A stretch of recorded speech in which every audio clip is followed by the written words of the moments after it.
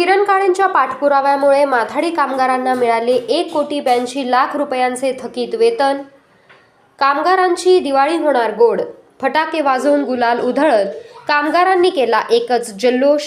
Ahmednagar railway Maldhakka येथील माथाडी कामगारांच्या कोट्यवधी रुपयांच्या थकीत वेतन वसुलीचे प्रकरण, आंदोलने, धरणे, मोर्चे यामुळे गेल्या अनेक महिन्यांपासून चांगलेच चर्चेत होते। काँग्रेस पक्षाच्या शहर माथाडी विभागाच्या वतीनं सुमारे 578 कामगारांना न्याय मिळावा यासाठी काँग्रेस जिल्हाध्यक्ष किरण काळे यांच्या नेतृत्वाखाली लढा उभारण्यात आला होता। अखेर या लढ्याला यश आलं असून काळे यांच्या पाठपुराव्यामुळे माथाडी मंडळाच्या खात्यावर 1,82,00,000 रुपये जमा झालेत। ही बातमी समजताच रेल्वे मालधक्क्यातील शेकडो कामगारांनी फटाके वाजवून गुलाल उधळत एकच जल्लोष केला। यावेळी काळे यांचा भव्य सत्कार देखील करण्यात आलाय। मुंबई उच्च न्यायालयाच्या औरंगाबाद खंडपीठाने या प्रकरणी दाखल याचिकेवर कामगारांचे आणि वेतन थकवणाऱ्या हुंडेकरी यांचे म्हणणे ऐकून 1 एप्रिल 2021 ते 25 एप्रिल 2023 या कालावधीतील थकीत वेतन वसुलीच्या 40% तर डिसेंबर 2023 या कालावधीतील 60% रक्कम कोर्टात भरण्याचे ठेकेदारांना निर्देश दिले आहेत। त्यानंतर देखील प्रशासकीय स्तरावर दिरंगाई सुरू होती, मात्र काँग्रेस पक्षानं यासाठी काळे यांच्या माध्यमातून सातत्यानं पाठपुरावा केला। त्यामुळेच आज कामगारांची येऊ घातलेली दिवाळी गोड होणार आहे। आमच्यासाठी हा अत्यंत आनंदाचा क्षण असल्याचं नगर माथाडी काँग्रेसचे जिल्हाध्यक्ष विलास उबाळे, शहर विभागाचे अध्यक्ष सुनील भिंगार दिवे यांनी म्हटलंय। आज हा खरं तर माझ्यासाठी सुद्धा खूप आनंदाचा दिवस आहे की गेल्या 3-4 वर्षांची लढाई आपल्या सगळ्या या कामगार बांधवांची रेल्वे माल धक्क्यातल्या सुरू होती की त्यांचा फरक जो आहे तो त्यांना त्यांच्या कष्टाचा घामाचा जो आहे तो मिळत नव्हता। मोठी आंदोलन त्या ठिकाणी करायला लागली, मुंडन आंदोलन झालं, त्या ठिकाणी धरणं धरलं, त्याच्यानंतर लेकरा बाळांचं त्या ठिकाणी नगर शहरातल्या बाजारपेठेतनं मोर्चा, आक्रोश मोर्चा काढावा लागला। त्याला व्यापाऱ्यांनी देखील त्या ठिकाणी त्या पाठबळ द्यायचं त्या ठिकाणी काम केलं, पाठिंबा जाहीररित्या दिल्या। एवढंच नाही तर छत्रपती संभाजीनगर देखील वारंवार त्या ठिकाणी आम्हाला चक्रा माराव्या लागल्या। ते करून मुंबईला कामगार आयुक्तांबरोबर बैठक करावी लागली। वेळ प्रसंगी त्या ठिकाणी माझ्या घरी दुःखद घटना त्याला घडली होती, परंतु आमचे सगळे सहकारी आहेत, माथाडी काँग्रेसचे जिल्हाध्यक्ष विलास भाऊ असतील किंवा आमचे शहराचे नेते जे आहेत या विभागाचे सुनील भाऊ असतील, झेंडेदादा आहेत, भालेराव दादा आहेत, लोंढे मामा आहेत, वसंत भाऊ आहेत, सगळेच आणि अदृश्य आज सुद्धा खूप आहेत की ज्यांच्यावरती दबावामुळे त्यांना कदाचित थोडंसं पुढे येता आलं नसेल, पण असते प्रत्येकाने सहभाग नोंदवला आणि अखेर आज तो दिवस उजाडला की नगर माथाडी कामगार मंडळ जे या सगळ्या कामगार बांधवांचं त्यांच्या खात्यामध्ये काँग्रेसच्या पाठपुराव्याला यश येऊन त्या ठिकाणी 1,82,00,000 रुपये जमा झाले। या सगळ्यामध्ये मला एक आभार या ठिकाणी मानलेच पाहिजेत, ते म्हणजे राज्याचे माजी महसूल मंत्री काँग्रेस विधिमंडळ पक्ष नेते आदरणीय बाळासाहेब थोरात साहेबांचे। ते पाठीशी खंबीरपणाने उभे राहिले। त्यांनी सांगितलं राज्यातल्या प्रशासनाला आणि शासनाला की नगरच्या आमच्या कामगार बांधवांचा लढा जो आहे तो वाया जाता कामा नये, त्यांना त्यांचं हक्काचं कष्टाचं दाम त्या ठिकाणी मिळालं पाहिजे। आणि मग यंत्रणा सगळी हल्ली आणि आजचा तो दिवस सोन्याचा उजाडला की मंडळाच्या खात्यात पैसे जमा झालेले आहेत।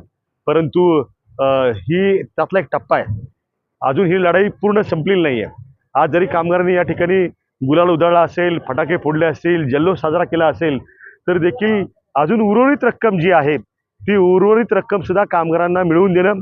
दिवाळी आता जवळ आलेली आहे, स्वतःच्या घामाच्या पैशानं दिवाळी गोड करण्याची संधी त्यांना त्या ठिकाणी या निमित्ताने मिळालेली आहे। परंतु त्यांचा पुढचा देखील जो प्रवास आहे तो देखील पूर्ण करण्यासाठी आम्ही त्यांच्या पाठीशी उभे राहणार आहोत। एवढंच नाही तर या ठिकाणी कामगारांसाठी कामगार भवन, त्यांच्या या ठिकाणी पिण्याच्या पाण्याचा प्रश्न आहे। खूप या ठिकाणी तुम्ही पहा मागची परिस्थिती कशी आहे, कष्ट करावं लागतात, मात्र पाणी प्यायला कोसून कोस त्या ठिकाणी लांब जावं लागतं।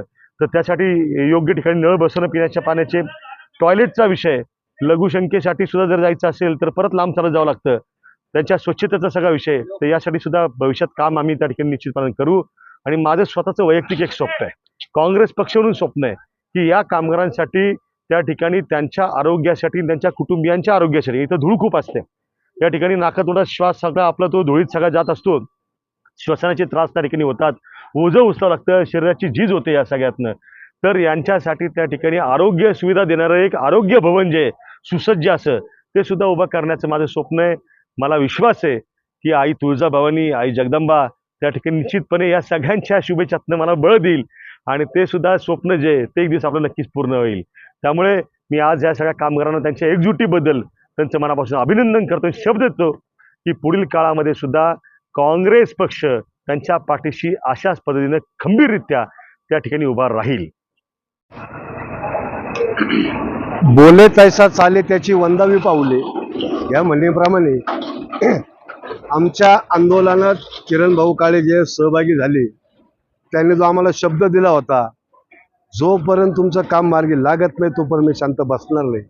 आणि पाठीमागच्या वेळेस ज्यावेळेस आम्ही गुलाल खेळलो त्यावेळेस किरण भाऊ म्हटले होते, जोपर्यंत कामगारांच्या खात्यावर पैसे जमा होणार नाहीत, जोपर्यंत माथाडी मंडळाच्या खात्यावर पैसे जमा होणार नाहीत तोपर्यंत मी धक्क्यात पाऊल ठेवणार नाही.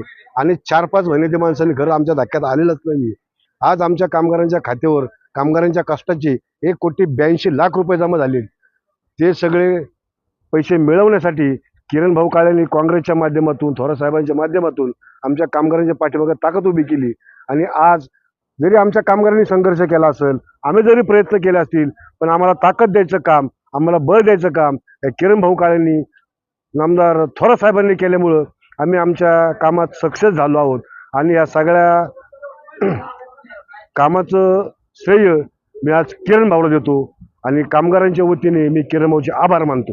कामगारांच्या कष्टाचं जे फळ मिळालेलं आहे ते आनंद इतका आमच्या जीवास मोठा आहे. त्या संघर्षामध्ये जे कामगारांनी संघर्ष केला, किरण भाऊंनी संघर्ष केला, विलास भाऊंनी केला, आमचे भालेराव मुकादमांनी केला, वसंत पेटरे असतील, भगवान शेंडे असतील, पंडित असतील, ह्या मुकादम लोकांनी सपोर्ट करून कामगारांना खरंच त्यांच्या कष्टाचं फळ व त्यांना न्याय द्यायचं काम केलेलं आहे.